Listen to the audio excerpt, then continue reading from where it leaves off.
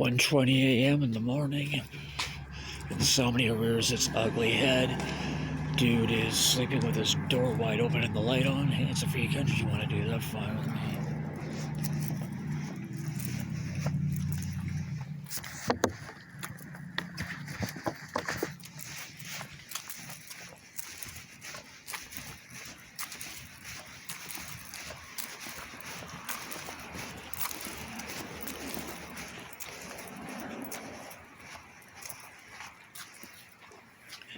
I've had problems with insomnia for 25 years.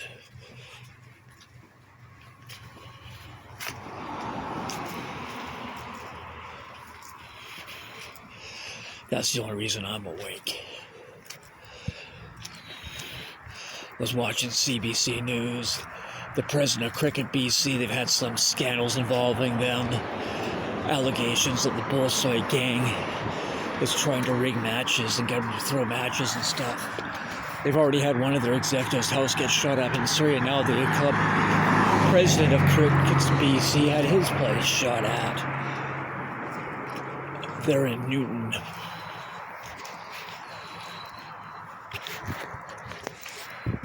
The other shooting in Newton at the Chevron, which has the female cashier there who's HA, 2 critically wounded, that's unsolved, no named suspects. And the 2 killed in Newton in the underground parking lot. The video shows the one guy trying to run away and being hunted down and shot dead, targeted hit.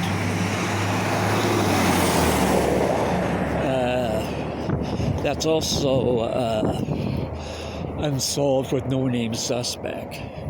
GFL truck drove by, gave a friendly wave, so I waved back.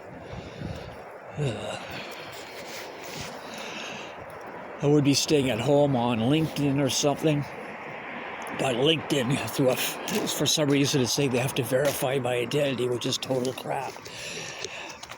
They asked me to contact them by phone. I give them my phone number. They claim they sent a message, and there's no message.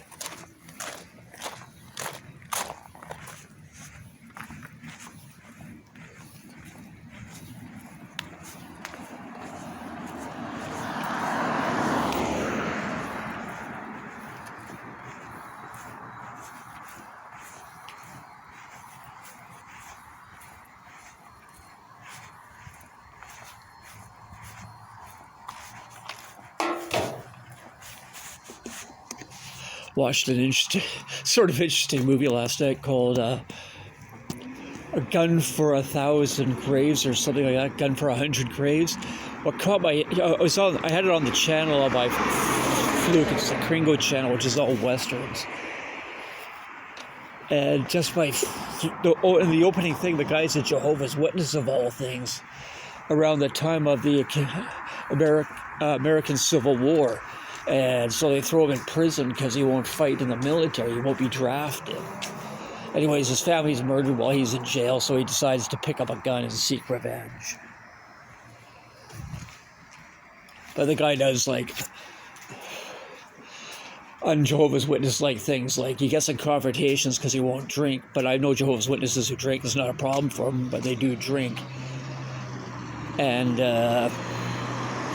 Jehovah's Witnesses don't like to be violent because they're a pacifistic organization. And in the movie, the guy ends up killing various people. So if you can't sleep at 1:30 in the morning, I guess you hang at the corner at 64th Avenue in King George Highway.